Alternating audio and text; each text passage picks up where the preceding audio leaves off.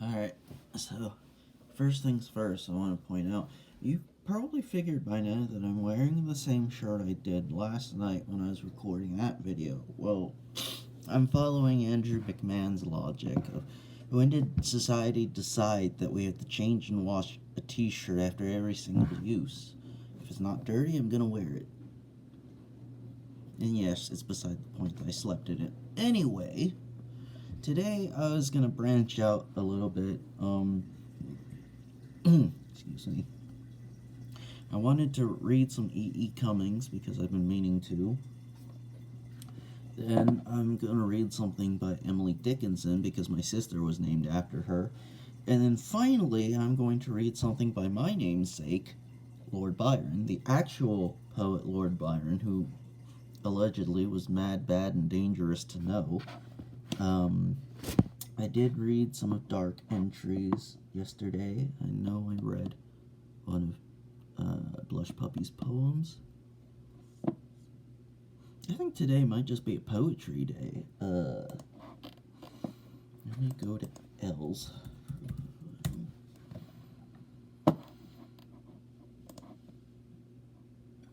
Probably read some of his. Or some of theirs, rather. Sorry.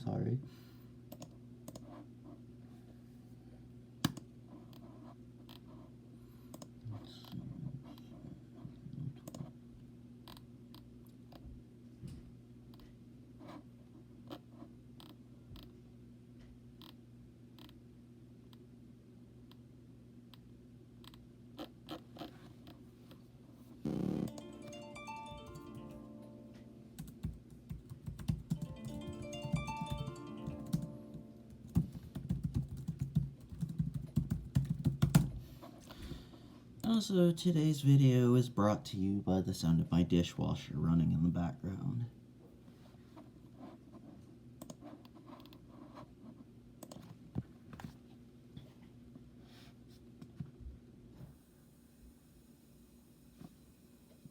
What did Sugar say?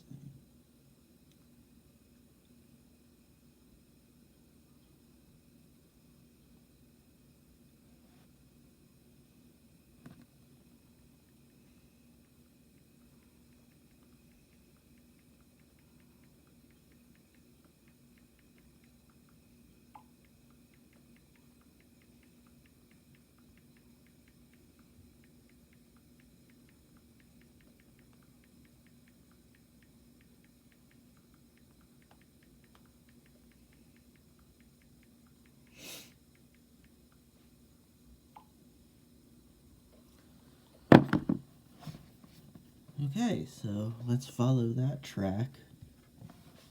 Hope everyone's enjoying my fiction. Because, I really like reading out Quest for the Relics. I think it feels better that way than just being a book. The thing is, I invested 97% of my effort in that project into world building, which is where I had far more fun, so the novel seemed kind of extraneous.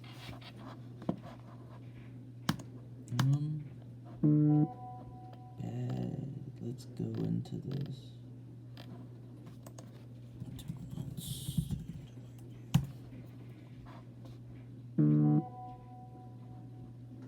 Does anyone want me to read something by Dylan Thomas?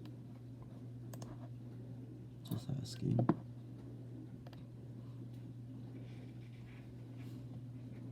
Oh, cool. I was wondering who wrote Do Not Stand at My Grave and Weep. Alright, let's run this forward then. Let's see. Poems of Anxiety and Uncertainty, queer love poems, that can wait. Recreation by Audre Lorde, that can wait. Oh, getting text from Sharkgore.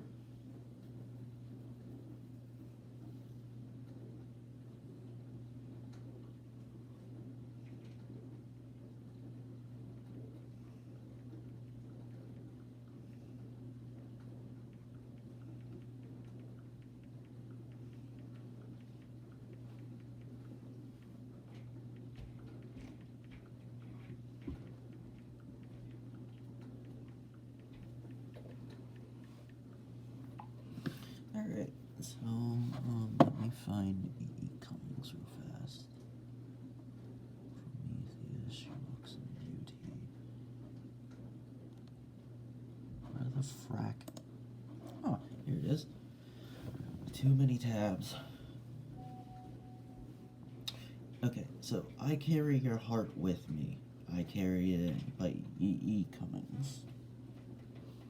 I carry your heart with me. I carry it in my heart. I am never without it. Anywhere I go, you go, my dear. Whatever is done by only me is your doing, my darling.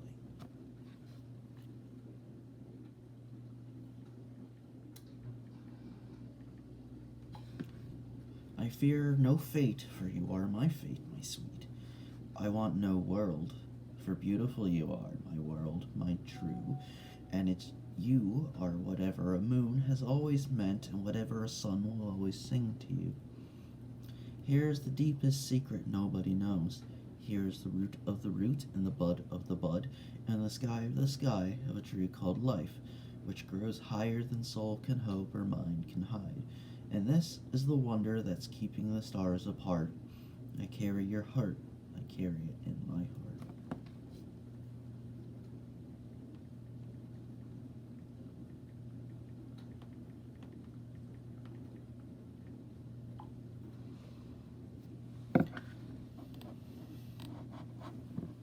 So that's E.E. Cummings. Let's see. Who was next? Emily Dickinson. Okay, so here's Emily Dickinson's Because I Could Not Stop for Death. Because I could not stop for death, he kindly stopped for me. The carriage held but just ourselves in immortality. Intimations of immortality, that's what her work was, right?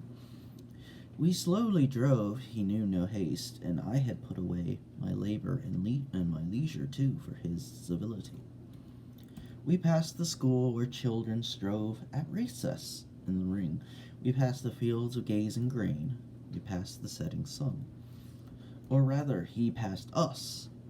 The dews drew quivering and chill, for only gossamer, my gown, my tippet, only tulle.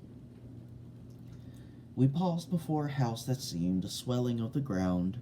The roof was scarcely visible, the cornice in the ground. Since then, 'tis centuries, and yet feels shorter than the day. I first surmised the horses' heads were toward eternity.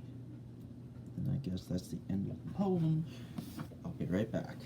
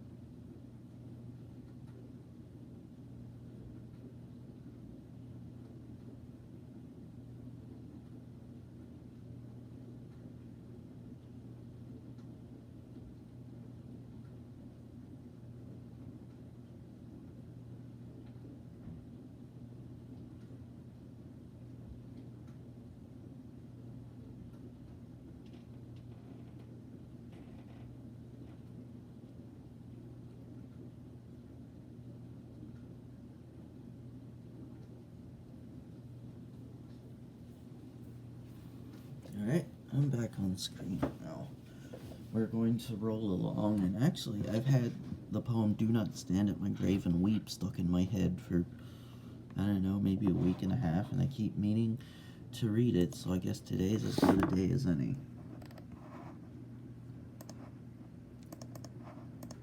Do Not Stand at My Grave and Weep by Mary Elizabeth Fry. Do not stand at my grave and weep. I am not there. I do not sleep. I am in a thousand winds that blow. I am the softly falling snow. Hey, look at that, just when I said acid reflux isn't affecting me. I am the gentle showers of rain. I am the fields of ripening grain. I am in the morning hush, I am in the graceful rush of beautiful birds in circling flight. I am the starshine of the night. I am in the white flowers that bloom. I am in the flowers that bloom, I am in a quiet room. I am in the birds that sing, I am in each lovely thing. Do not stand at my grave and cry, I am not there, I do not die. This poem is not in the public domain, or is in the public domain. Hey, cool, she lived in Baltimore after she got married.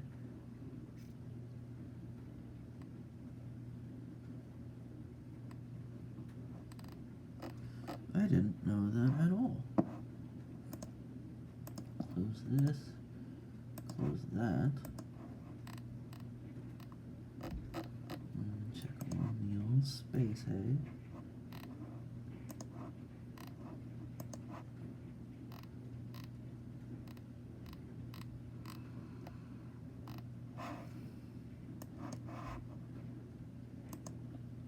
Currently quiet.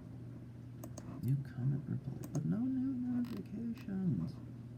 Why do you keep doing this to me, Space Hay? Giving me the dopamine rush that I used to get when I opened MySpace. Well, I guess that's the point of it, right?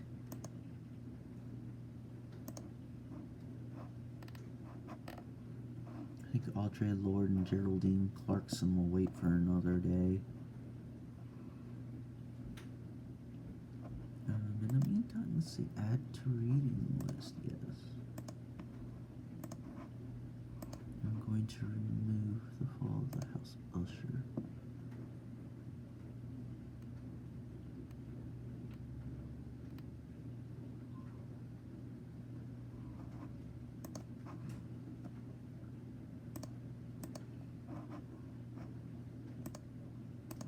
Man, this reminds me, I gotta go check the mail.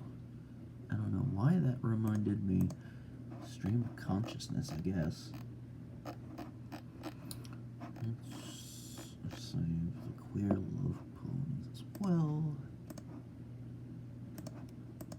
Poems for anxiety.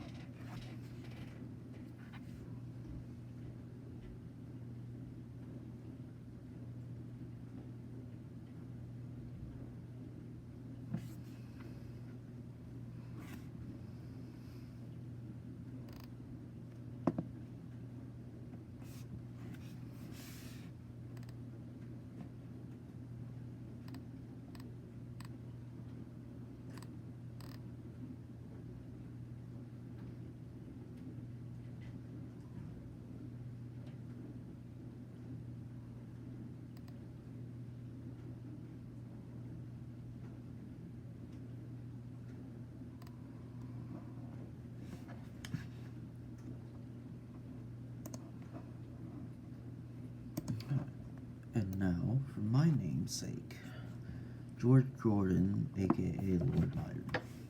Prometheus, Titan, to whose immortal eyes the sufferings of mortality, seen in their sad reality, were not as things that gods despise. What was thy pity's recompense? A silent suffering and intense, the rock, the vulture, and the chain, all that the proud can feel of pain, the agony they do not show, the suffocating sense of woe, which speaks but in its loneliness, and then is jealous lest the sky should have a listener, nor will sigh until its voice is echoless. Amazon guy. Titan, to thee the strife was given, between the suffering and the will, which torture where they cannot kill, and the inexorable heaven, and the deaf tyranny of fate, the ruling principle of hate, which for its pleasure doth create the things it may annihilate. Refuse thee even the boon to die, the wretched gift eternity was thine, and thou hast borne it well. All that the thunderer wrung from thee was but the menace which flung back on him the torments of thy rack. The fate thou didst so well foresee, but would not to appease him tell. And in thy silence was his sentence, and in his soul a vain repentance, an evil dread so ill dissembled, that in his hand the lightnings trembled. Thy godlike crime was to be kind, to render with thy precepts less the sum of human wretchedness, and strengthen man with his own mind, but baffled as thou wert from high, still in thy patient energy, in the endurance and repulse of thine impenetrable spirit, which earth and heaven could not convulse, a mighty lesson we inherit. Thou art a symbol and a sign to mortals of their fate and force. Like thee, man is in part divine, a troubled stream from a pure source, and man in portions can foresee his own funereal destiny. Funereal? His wretchedness and his resistance, and his sad unallied existence, to which his spirit may oppose itself, and equal to all woes, and a firm will and a deep sense, which even in torture can descry to its own concentred recompense, triumphant where it dares defy, and making death a victory. I'm sensing a pattern today. Does anyone else? Oh, hey, Mary Shelley titled Frankenstein the Modern Prometheus. Maybe that's where she got the idea from.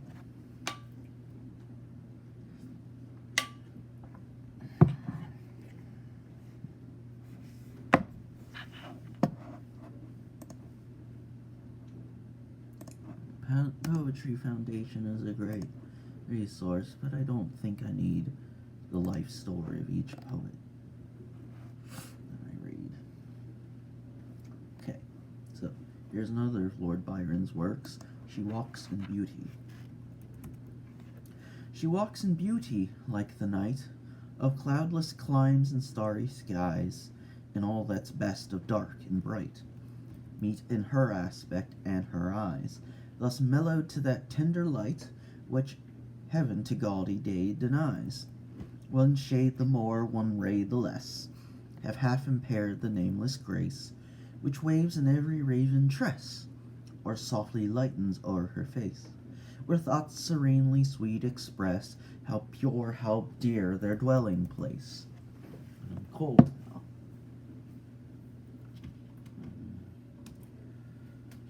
Why am I reminded of that one poem that Pablo Neruda wrote that was like a thinly veiled sex metaphor about breasts and thighs and hips? I think one day I'll probably find that and read it. Here we go.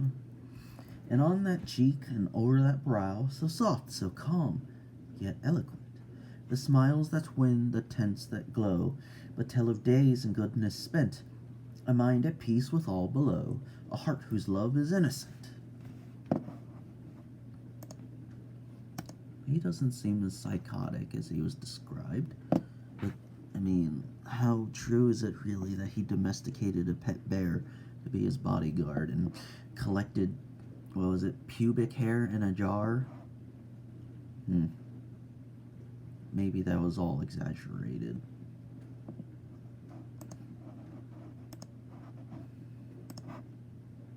Gotta do some research. Maybe I'll write an essay about him.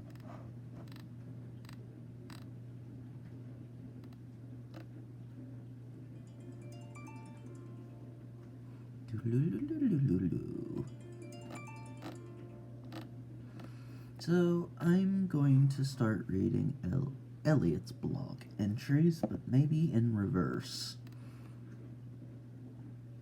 I'll come back to Elliot's poems another time because this has been very poetry focused, and I kind of want to slide in some fiction or an essay. We'll see. There's a lot of verse, so I think I deserve some prose. Y'all deserve some prose too. Elliot's Little Book of Calm. Find a Satsuma. Bury it within the great barrier reef of your mind. It is deteriorating fast, but that is not your fault. That is Bezos. Braid your beard as intricately as you are able. Thread beads into it. Weave feathers. You are Gimli. Gimli is you. Gimli has died. That was an accident. At the funeral, you talk briefly to his mother, who compliments your beard. You are blindsided. In your grief, you had forgotten about your beard. You can see the family resemblance. Fight God. She is a woman. You could overpower her. Make a playlist entirely of Inya and Sinead O'Connor songs. Sinead? I don't know how to pronounce that. Run a freezing cold bath. When the bathroom is entirely flooded, enter it. Don't open your mouth, for God's sakes. God's sales. Works better. Simply grab the nearest electrical appliance and march in.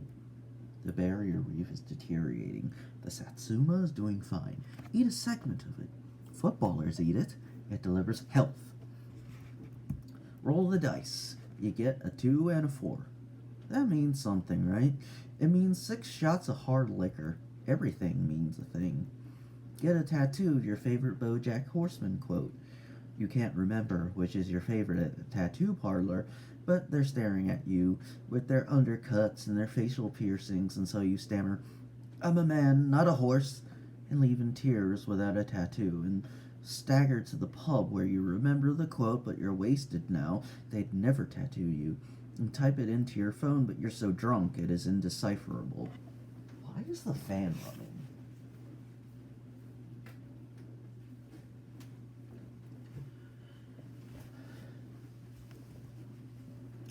Didn't think you wanted a cigarette, but here you are, propped up against the wall of a Weatherspoons, talking to a homeless man who appears to be wearing your coat, but that's fine. I mean, you have other coats. He's only got matches, and they keep fucking dying before you're lit up. Did I mention that this was Eliot's little book of calm? And it is prose. But hey, I mean, there's time for more. Time enough. We're old enough in time. You are in a place where noise doesn't exist. Shh! Noise doesn't exist! In space, no one can hear you have a breakdown. You could buy a sausage roll from Greg's. There's one just there. You could buy one for your homeless mate, and you'd probably both feel better. But you can't ask a homeless person if they want the vegan one, because the element of surprise is all you have going for you. I mean, you cannot tell them in advance that you are buying them a sausage roll, but are they vegan? Are they homeless because they have idealized a hippie lifestyle? You are not that important, and nobody on the bus gives a shit how even your eyebrows look. Are you drinking enough water? Are you over-worrying about your hairline to the point where you are faffing more with it and making the problem worse? Are you buying useless shit you cannot afford because that is the only thing that gives you serotonin anymore? Do you want to cry constantly? Noise doesn't exist. Continue to ignore it as an act of self-preservation. Never Google your symptoms. One day, we will die. Didn't know I hadn't given it kudos yet. I try to read this in as close a voice to Cecil Baldwin as I could, because it's Max of Nightvale.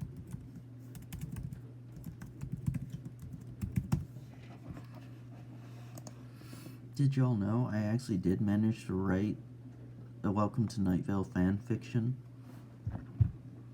It wasn't as over ridiculously in-depth as I wanted to, because for a while I had the idea of writing about the unraveling of all things, which I'm pretty sure they turned into the name of a script book.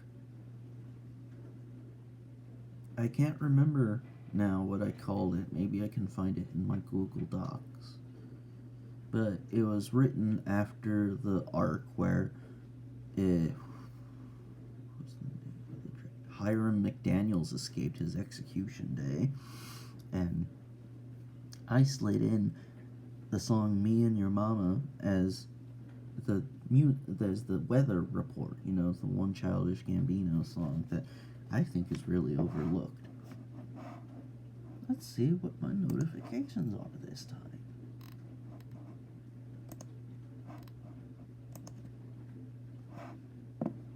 I think it was a good time for me to take a break from cleaning the kitchen. When I'm done reviewing this, I think I will go back to that.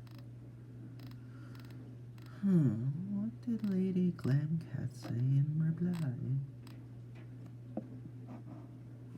Perfectly kept.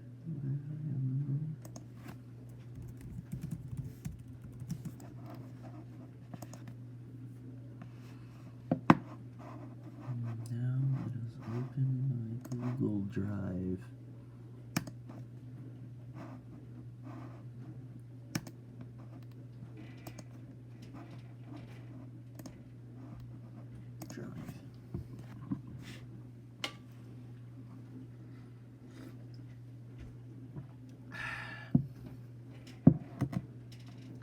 Before I go on, would anyone actually be interested if I started using Twitch to stream the games I play, or I talk about books I've been reading, or, movies that I've watched lately, albums I've been thinking about? Because I'm very nostalgic for Linkin Park right now. In about a month, I'm taking a mental health day on July 20th, because that's the anniversary of Chester's death day. So I might as well, do the thing that day. Just give myself one day where I'm not consumed with doing stuff for Adventure Web. I've got lots of PTO stacked up. But the problem is, financial constraints mean that I can't jet set everywhere to meet some of y'all, which, honestly, there's nothing I can do about that.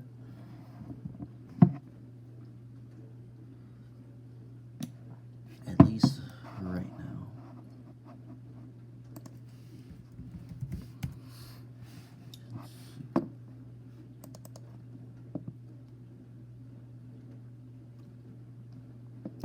I did want to read the tribute to Chester Linkin Park essay, but I think I'll just save that for when, for that actual day. This is our blind essays.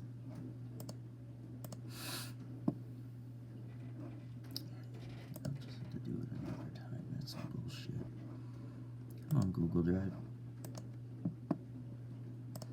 Here's one I haven't read yet.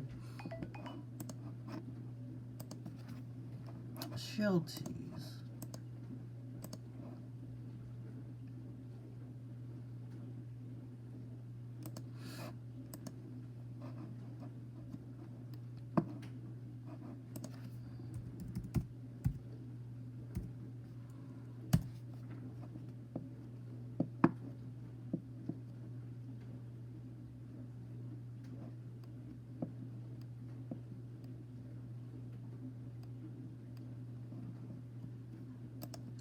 I wrote a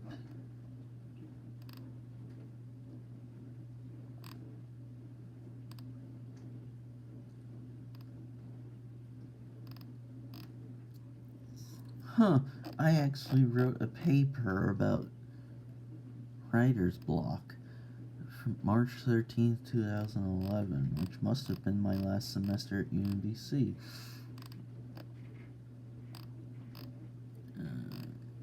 There's just a lot of academic bullshit, so I don't know if I actually want to read that. Let's see. Shelties.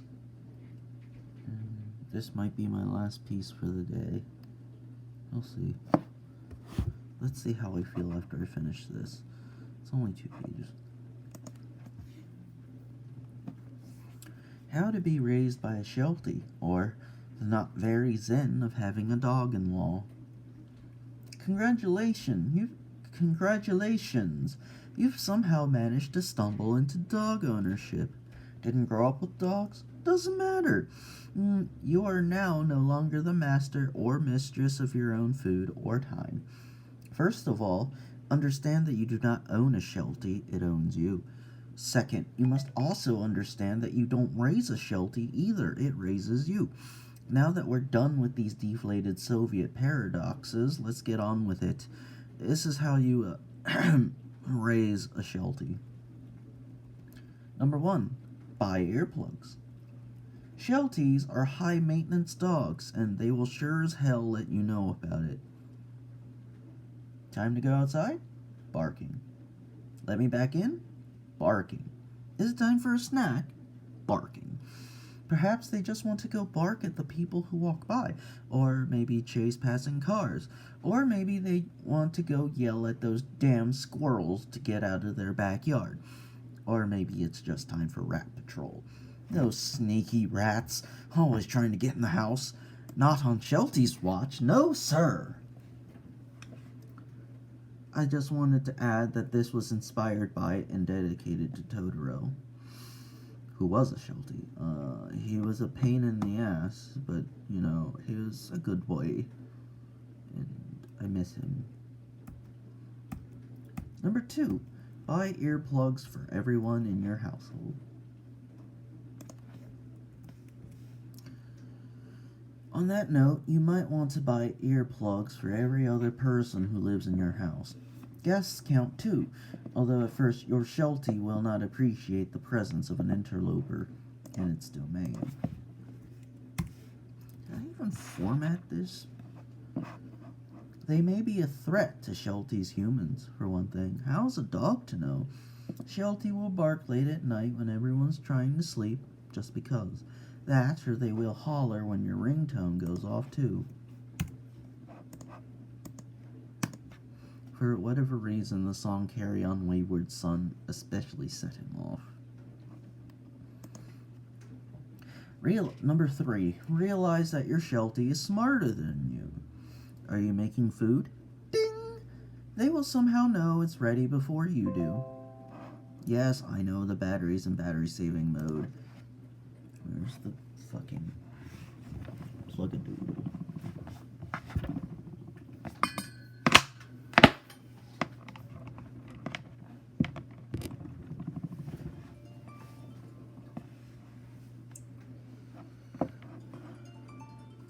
They will somehow know it's ready before you do. Maybe they can smell those meatballs you just doused in marinara sauce. Or they can hear the toaster as the ticking is about to pop. Only science knows, because surely we don't. Is it time for bed? Your Sheltie will let you know, insistently. Did you forget to feed your Sheltie? Worry not. At 8:10 on the dot, they will remind you. Repeatedly. Number 4, feed your Sheltie. Feeding your Sheltie? Of course you are. Every meal is Sheltie's mealtime, whether or not they get their SNACK, or you're just trying to enjoy some relaxation with a box of Cheez-Its. Remember to avoid overfeeding your Sheltie. The purpose is not to turn them into a fat sausage. But every bit of human food becomes theirs, not yours. It is the price you pay, simply the taxes for being a citizen of their kingdom. Number 5, socialize your Sheltie with other animals. Got any other pets that live with you? No, fish don't count. If, say, a cat is your Sheltie's brother, playtime might as well be inside a WWE ring. They'll bite, scratch, wrestle, growl, and mewl at each other while rolling around trying to smack each other on their little noses. Boop! Number 6, learn to be herded. Are you up way past your bedtime? Sheltie knows if you are. Sheltie will stare at you until you learn to stop wasting your life on your computer and go to bed. Did you violate the inner sanctum? Sheltie will continue to bark until you leave. Also, be ready to be followed up and down the stairs. Did you forget to turn out the light at night? Sheltie will remind you. Are you carrying a plate of chicken nuggets upstairs to munch while watching Netflix? Well, be careful not to drop any. Number 7, accept that your house is not your home anymore. Psst, it's Sheltie's. Oh, and that your living room couch is Sheltie's throne. Just come in. Have you just come in the door? You're not going anywhere. At least, not until you sit on the couch first. Sheltie greets you at the door, so you better recognize. Sit down, relax, let Sheltie love on you. Love your Sheltie back. Otherwise, you'll upset Sheltie's sensibilities. Heaven forbid and Lord help you if that ever happens. Finally, number 8. Become one of Sheltie's humans. When Sheltie falls asleep at your feet, you know you have become one of Sheltie's humans. This is a higher honor than the Congressional Medal of Freedom, the Purple Heart, and the Nobel Prize, all rolled into one. Think of it as being Let's add that. Think of it as being elected as President Overlord of the known universe, while also WWE World Champion. Those are still not enough glories to match becoming Sheltie's newest human. Cheers! And this is 36 minutes. Yeah, I think I'll cap it at today. I guess we'll get back into more fiction tomorrow. Ta for now.